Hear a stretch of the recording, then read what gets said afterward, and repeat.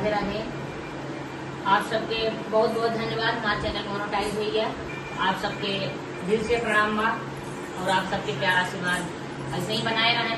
हमारा नया चैनल बा इंदु पांडे गीत, नया चैनल बनाया है। आप सब प्यार आशीर्वाद दें और आवे एक भी सहरहुआ नाच गीत लेकर आई।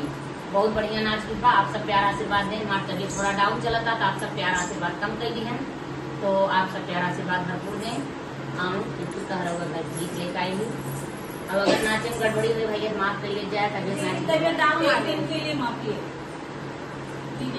खेतवा में का करी नरम बतिया, रे खेतवा में का करी नरम बतिया, कहाँ रहबे मानऊ अधिक रतिया, कहाँ रहबे मानऊ अधिक रतिया, हे अधिक रतिया, हे अधिक रतिया, कहाँ रहबे बजऊ अधिक रतिया, कहाँ रहबे बजऊ अधिक रतिया। आंगना में हेरले दुआरवा में हेरले, आंगना में हेरले दुआरवा पे हेरले, आवारा हेरे पड़ोसी खटिया, आवारा हेरे पड़ोसी खटिया, कहाँ रहबे मानऊ अधिक रतिया, कहाँ रहबे मानऊ अधिक रतिया, हे अधिक रतिया, हे अधिक रतिया, कहाँ रहबे मानऊ अधिक रतिया।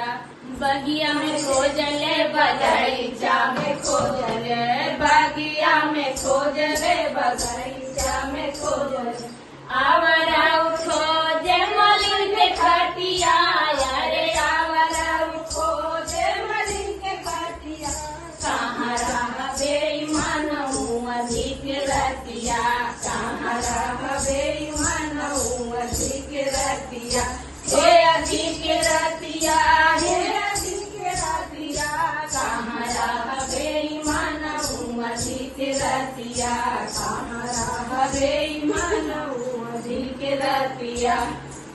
अरे सेजिया पे हेरे सुपेदा पे हेरे, सेजिया पे हेरे सुपेदा पे हेरे, आवारा हेरे ननद के खटिया, अरे आवारा हेरे ननद के खटिया, कहाँ रहबे मानऊ अधिक रतिया, कहाँ रहबे मानऊ अधिक रतिया, हे अधिक रतिया, हे अधिक रतिया, कहाँ रहबे बजऊ अधिक रतिया, कहाँ रहबे बजऊ अधिक रतिया, करी नरम बतिया, अरे खेतवा में का करी नरम बतिया, कहाँ रहबे मानऊ अधिक रतिया, कहाँ रहबे मानऊ अधिक रतिया।